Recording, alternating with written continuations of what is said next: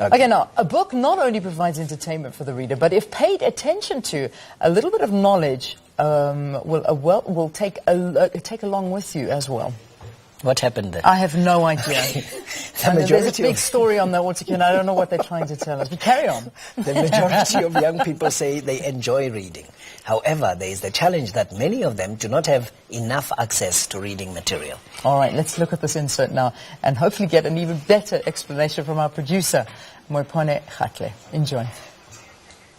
The passport to a journey can begin between two covers. Market research has shown that while most young people in the country enjoy reading, many are held back due to the cost of books or their lack of availability.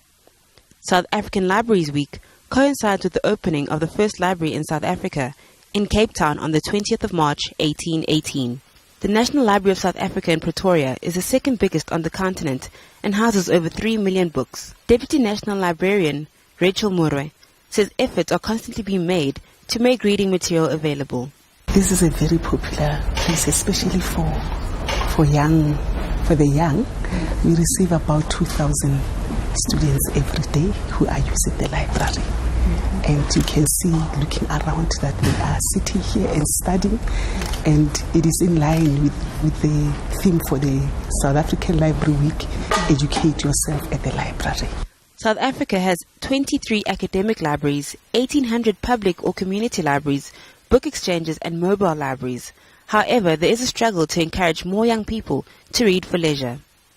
But this challenge has not been met without some effort. We started with the primary schools this year to encourage them to read.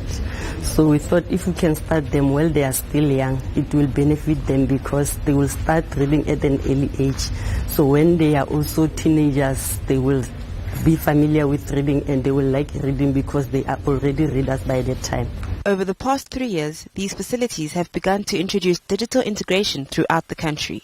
Now what we did is we started to look at the rural libraries to say, let's look at rural libraries first, let's implement internet connectivity, and moving from rural libraries to the urban centers, that is the urban libraries. We needed to cap all these libraries, that is to make them move to the same level, to be at the same level. So we looked at that and said, okay, let's put all these libraries at 1 megabits per second.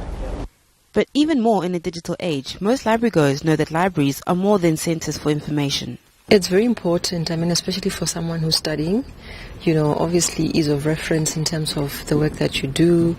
And I'm also a mother who's got a 12-year-old who happens to be a media center prefect at school. They help us a lot in making sure that we get the relevant information on how can we relate to our studies. I think that is the most important, the importance of the libraries. Moipone Khatle for Morning Live.